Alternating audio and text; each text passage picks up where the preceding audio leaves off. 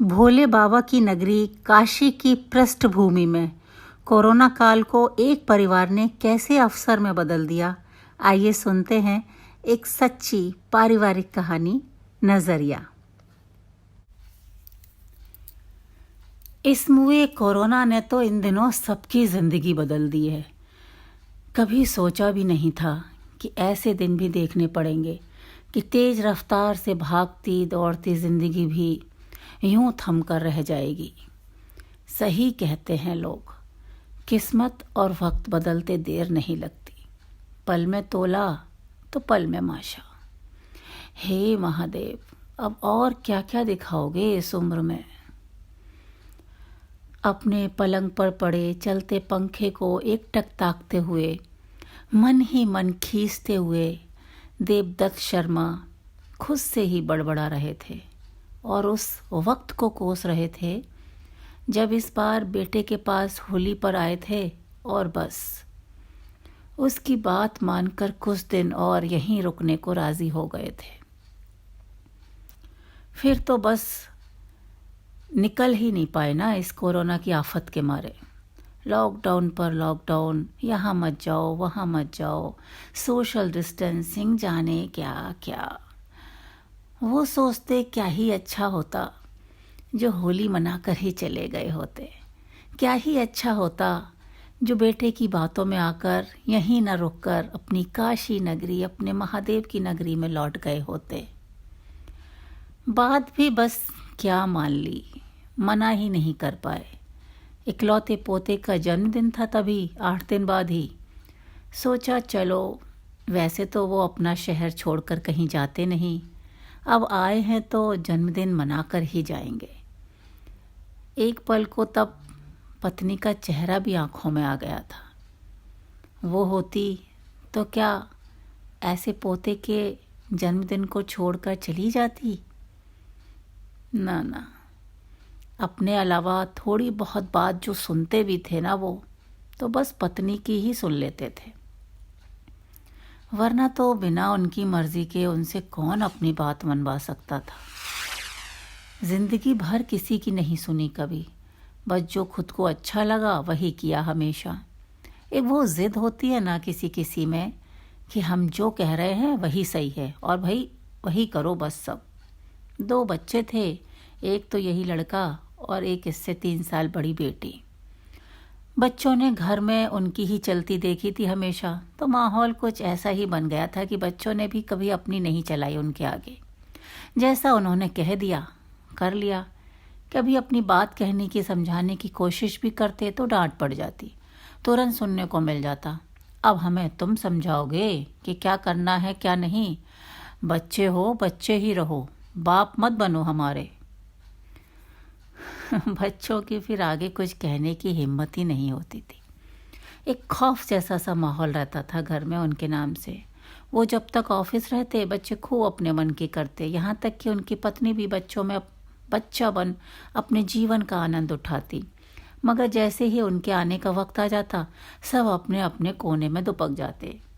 तो ऐसे ही थे ये अपने देवदत्त शर्मा जी भी। बस ज़रा सा भी एहसास होता कि ऐसे यहाँ अटक जाएंगे तो लाख कहते रहो रुकने की, वो टस से मस नहीं होने वाले थे।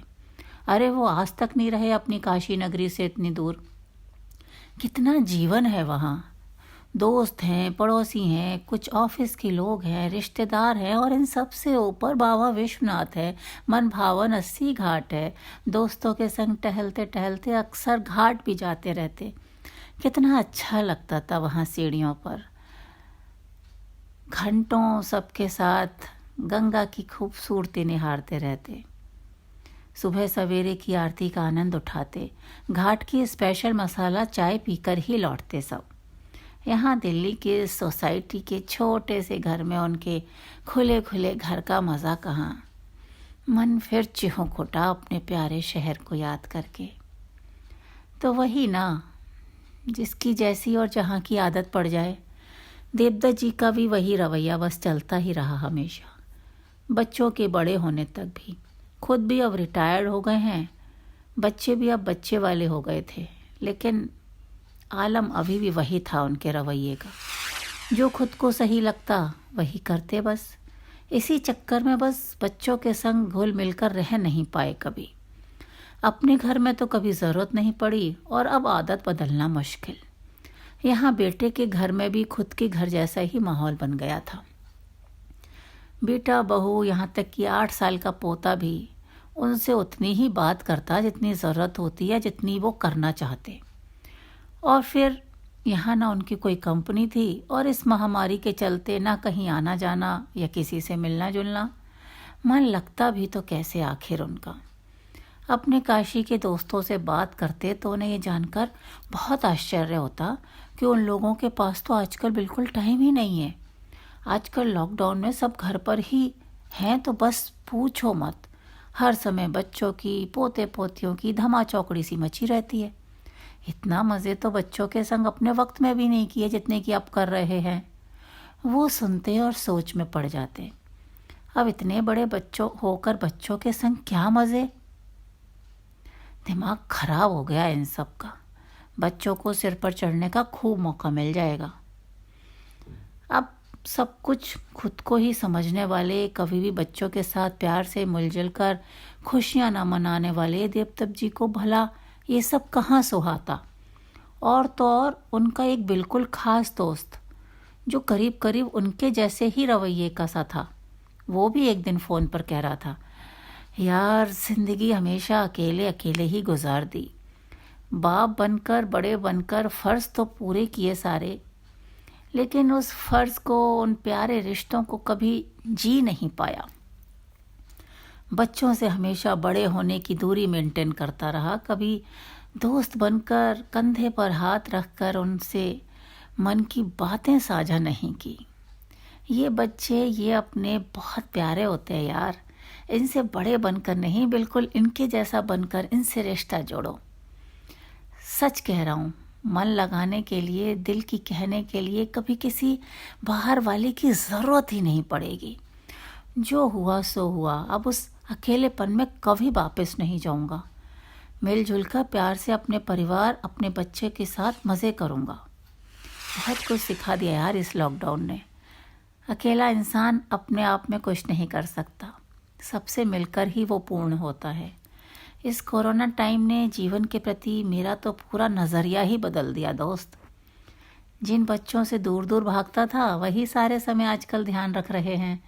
बहुएं हैं, सारे दिन खाने पीने का ध्यान रखती हैं। छोटे छोटे पोते पोती हैं, मुझसे आकर कभी थोड़ी देर पढ़ जाते हैं, मेरे साथ अपना होमवर्क करते हैं, मेरे साथ टीवी देखते हैं।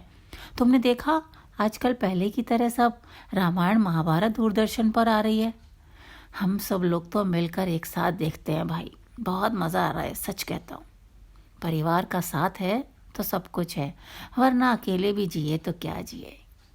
क्या करोगे यार बड़ा बड़ा बनकर, अकेले पड़ जाओगे बिल्कुल। पिछला वक्त तो यार वापस नहीं ला सकता मैं, लेकिन अपने इस वक्त के एक एक मिनट को मैं परिवार के साथ हंस बोल कर मिलजुल कर बिताऊंगा, ये खुद से वादा कर लिया है मैंने। अब यार जो कुछ ये कोरोना या लॉकडाउन जो भी है, इसमें तो हम कुछ नहीं कर सकते, लेकिन इसकी वजह से जो ये इतना समय घर वालों के साथ, बच्चों के साथ बिताने को मिल रहा है, इसको क्यों बेकार जाने दें। पता है कल मैंने कितने दिनों बाद नाश्ता बनाया सबके लिए, खस्ता कचौड़ी और आलू की सब्ज़ी।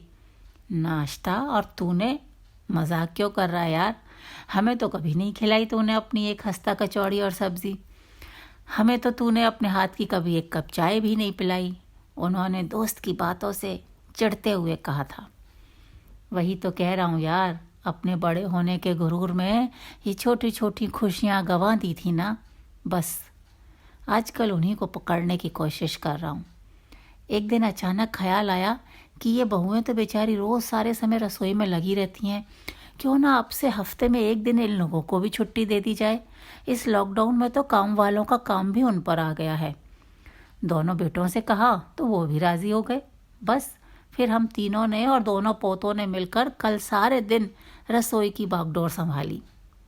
यार ज़िंदगी का सबसे खूबसूरत दिन था कल। बहुएं बेचारी शर्माती झिझकती रहीं, पर कल उन दोनों से भी बिल्कुल अपनी बेटियों वाला रिश्ता जुड़ गया। तू भी ये वक्त का रोना छोड़, कोरोना का रोना छोड़, थोड़ा सा नज़रिया बदल अपना, परिवार में हिल मिल कर रहे सबके साथ, फिर देखना ज़िंदगी की सूरत ही बदल जाएगी। अच्छा है कि इन दिनों तुम वहाँ हो, नहीं तो यहाँ अकेले थकेले कैसे रहते। देवदत्त जी ने दोस्त को तो झड़क दिया था ये कहकर कि अरे यार छोड़, क्या फालतू की बातें कर रहा है, बच्चे और बड़े क्या मिलजुल कर ऐसे मज़े कर सकते हैं। ज़्यादा प्यार से बैठकर 2 दिन बात कर ली ना तो तीसरे दिन ही सर पर नाचने लगेंगे। लेकिन वो फिर भी तब से उससे हुई बात को भूल नहीं पा रहे हैं। आजकल जिसे देखो वही परिवार के साथ मज़े करने की बात कर रहा है। अचानक उन्हें लगने लगा कि कहीं वो गलती तो नहीं कर रहे कुछ।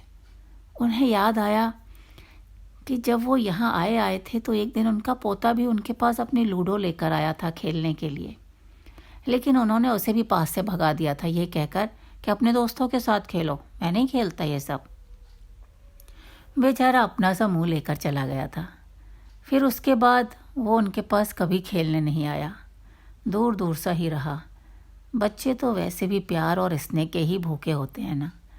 अब इस वक्त इन सब सोचों के साथ उन्हें बहुत बुरा सा लग रहा था कि अपनी झूठी ऐंठ में उन्होंने छोटे से बच्चे का दिल भी तोड़ दिया।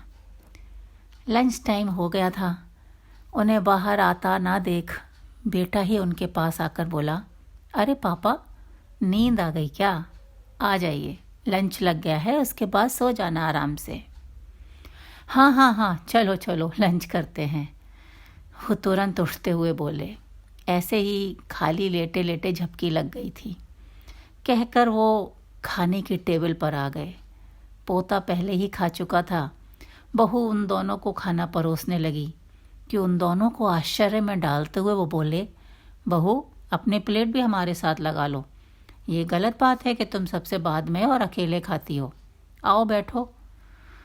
बहू शर्म के मारे खूब मना करती रही कि बाद में खा लेगी वो, मगर वो नहीं माने। उन्होंने खुद ही उसकी प्लेट में खाना लगाया और जिद करके साथ ही खिलाया। बेटे बहू को तो समझ ही नहीं आ रहा था कि आज पापा को क्या हुआ। उन्हें क्या पता था कि आज पापा का रिश्तों और परिवार के प्रति नज़रिया ही बदल चुका था। उसी शाम को ही सब लोग मिलकर टीवी पर रामायण देख रहे थे और साथ ही सबको पुनः हैरत में डालते हुए उन्होंने ऐलान भी कर दिया था कि कल नाश्ता वो बनाएंगे सबके लिए। बदले हुए नज़रिए के साथ इस कोरोना के बुरे वक्त में भी सबकी ज़िंदगी खुशनुमा हो उठी थी।